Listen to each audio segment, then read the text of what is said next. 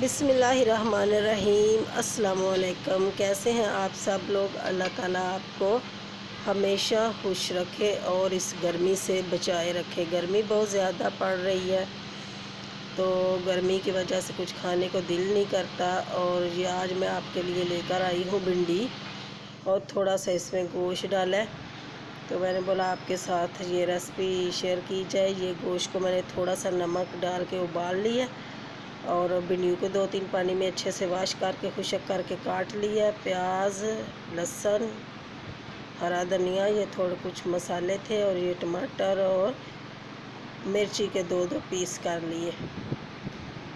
ये हैं जी चीज़ें। चले किचन में चलते हैं और बनाते हैं आपके लिए भिंडी।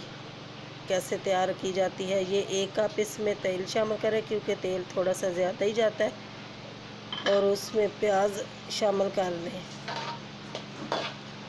और प्याज को फ्राई करना है,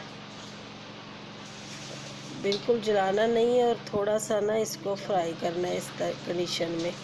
जब इस कंडीशन में आ जाए तो उसमें अदरक और लहसुन का पेस्ट शामिल कर लें, चाहे तो कूट के डाल लें, चाहे तो पेस्ट शामिल कर लें, और इसको भूनना थोड़ी देर, ताकि लहसुन भी हमारा भुन जाए और इसकी खुशबू भी ना आए। हल्की आंच पे इसको भूनना है, कि ताकि तेज़ आंच करेंगे तो कढ़ाई की दोनों साइडों पे मसाला जल जाएगा, और कुछ कच्चा रह जाएगा, कुछ पक्का रह जाएगा। और अब इसमें डालेंगे टमाटर और हरी मिर्च, इसका मसाला भूनेंगे। ये हम इसको मसाला हमारा भुन चुका है, तो अब इसमें इस कंडीशन में आ गया तो सूखे मसाले शामिल करते हैं, जिसमें नमक, लाल मिर्च पाउडर और हल्दी पाउडर और धनिया पाउडर। और ये मसाले जो हैं आप अपने टेस्ट के हिसाब से डालिएगा, क्योंकि गर्मी बहुत ज़्यादा पड़ रही है, और तेज़ मसाले नहीं खाना, हल्का मसाला रखना है। ये जो उबला हुआ गोश्त था ये इसमें डाला है। अब इसको गोश्त को भूनेंगे। गोश्त में थोड़ा सा पानी था, वो मैंने रख दिया, बाद में काम आ जाएगा। और ये देखें जी, गोश्त हमारा भुन चुका है, और पानी का भी मैंने छटा लगा के भून दिया। अब इसमें जो भिंडी काटी हुई है ना, वो शामिल कर लेंगे, और इसको हल्के हाथ से ना इसको चमचा ले लें, इसलिए कि भिंडी हमारी टूटे नहीं और कोई लेसदार ना बने। अब इसको भूनना है। जब इसको भूनेंगे ना, तो भिंडी तो खुद ब खुद ही ये गल जाएगी। इस तरीके से इसको हिला के, तो आप थोड़ी देर के लिए हल्की आंच पे ऐसा करें कि दम दे दें, इसको ऊपर से ढक दें,